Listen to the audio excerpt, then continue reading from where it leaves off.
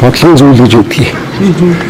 Одоо хуучин юмд дараагийн ерөнхий нэрмжхийн дарга байсан улсууд ордог юм зүйлд. Тэр хөдөө гэж хаад хоролдуудад ирчихвэл та ажлыг ажиллах байх тийм. Дэмэхгүй байна. Хоролдын оролтод ирээгүй гэсэн. Улс төр одод улс төрөөс Оросхол улс төрөөс холоо юм шүү дээ. Зөвлөлийн гишүүн учраас тэгээд хоролдоо ирж мэдээлэл авъя. Мэдээлэл нь ярихдаа өрөх гэдэг хэцүү шүү дээ. Өөрчилсөн. Гаднаас нь авч байгаа шүү дээ.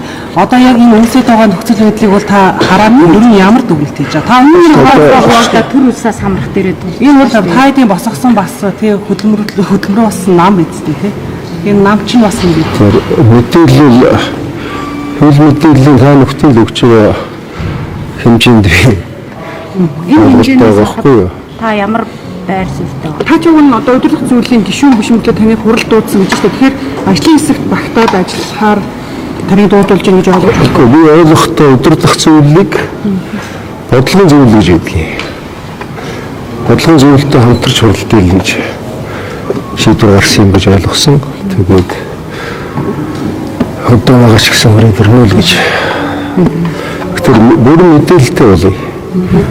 Хоёр талыг эвдрүүлэхээр хичээл зүтгэл гаргаж байна гэсэн энэ хичээл зүтгэл чинь юу болов?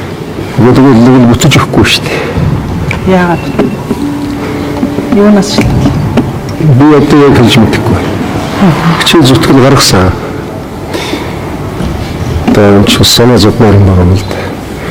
Нэг нэмийн асуудал цаашаа хэлсээр байгаа чинь төрлөөгөөр төрийн хямрал руу явах гэж шүү дээ.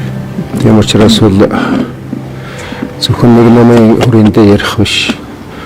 Төр засаг сүүлд нь үндсэн хуулийн цэцж оролцоод эхэллээ шүү дээ.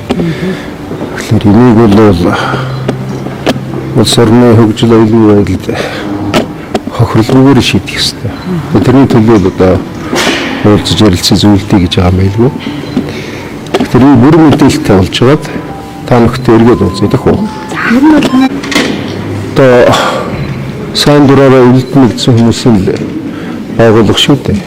Тэг хүмүүс байгаа газар юм л байдаг шүү дээ. Санал нийлэн зөвхөн одоо миний үед ч л одоо бас санал нийлжсэн зуржсэн. Тэгтээ Энэ хэмжээнд хүржсэн үгтэй. би